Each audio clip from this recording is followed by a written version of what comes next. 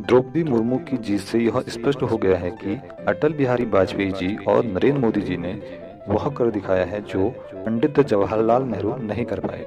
जहां वाजपेयी जी ने राष्ट्रपति पद के लिए एपीजे अब्दुल कलाम के नाम पर सभी दलों से सहमति करवा ली थी, वहीं नरेंद्र मोदी जी ने बहुमत ना होते हुए भी अपनी पसंद के रामनाथ कोविंद और द्रौपदी मुर्मू को राष्ट्रपति बनवा दिया, जबकि सबसे ताकतवर प्रधानमंत्री रहे।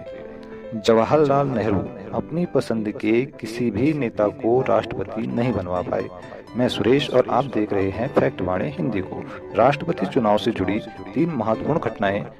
जब जवाहरलाल नेहरू अपनी पसंद के सी राजगोपालाचारी को देश का पहला राष्ट्रपति बनवाना चाहते थे, लेकिन वे ऐसा नहीं कर पाए क्योंकि कांग्रेस नेताओं ने डॉक्टर प्रसाद को पहला राष्ट्रपति बनाना तय कर लिया था।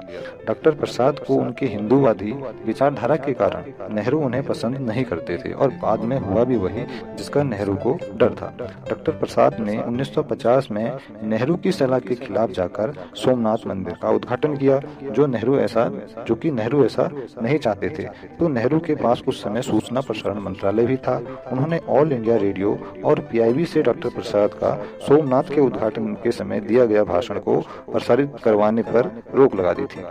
डॉक्टर प्रसाद और नेहरू के बीच दूसरा विवाद हिंदू कोर्ट बिल के समय हुआ, जब डॉक्टर प्रसाद चाहते थे कि इस विधेयक पर जनता में व्यापक चर्चा हो। उन्होंने बिल पर हस्ताक्षर नहीं किए।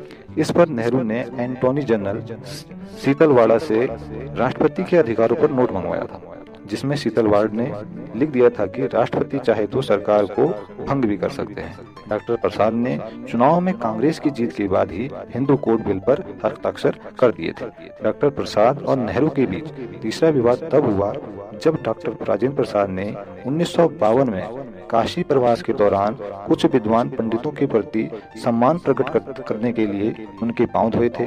तो 1957 में नेहरू तब के उपराष्ट्रपति डॉक्टर राधाकृष्ण को राष्ट्रपति बनाना चाहते थे और उन्होंने राधाकृष्ण से वादा भी कर दिया था, लेकिन कांग्रेस ने फिर डॉक्टर प्रसाद को दोबारा राष्ट्रपति बनवाने की सहमति थी और राष्ट्रपति चुनाव में डॉक्टर राजेंद्र प्रसाद को 99.3% वोट मिले।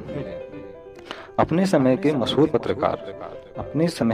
मशहूर पत्रकार दुर्गादास ने अपनी किताब India from Curzon to Nehru and after में लिखा है कि जब उन्होंने गोविंद बल्लभ पंत से यह जानने का प्रयास किया कि नेहरू इस हद तक डॉक्टर राजेंद्र प्रसाद के खिलाफ क्यों हैं, तो पंत ने उन्हें बताया कि उनके दिमाग में किसी ने बैठा दिया है कि डॉक्टर राजेंद्र प्रसाद जनसंघ और आरएसएस से मिलकर उनका तख्ता पलट देंगे।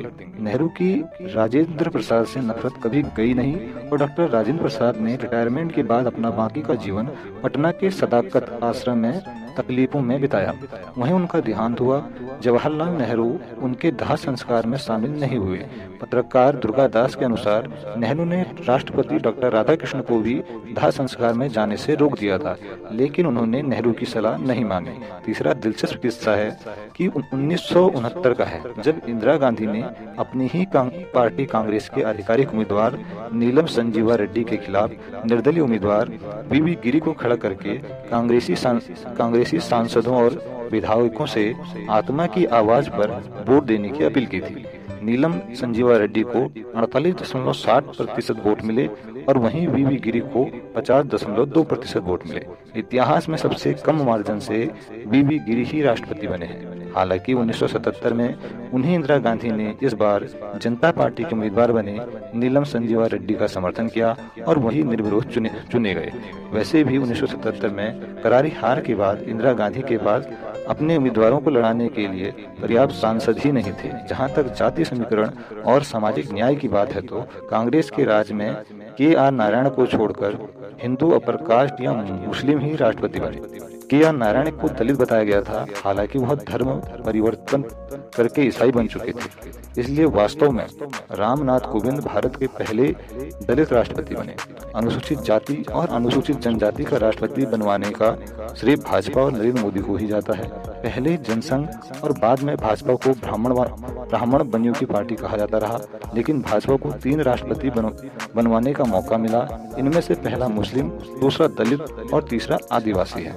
जाहिर है कि राष्ट्रपति चयन को लेकर जो काम नेहरू और कांग्रेस कभी नहीं कर पाए वह काम भाजपा और नरेंद्र मोदी ने कर दिखाया।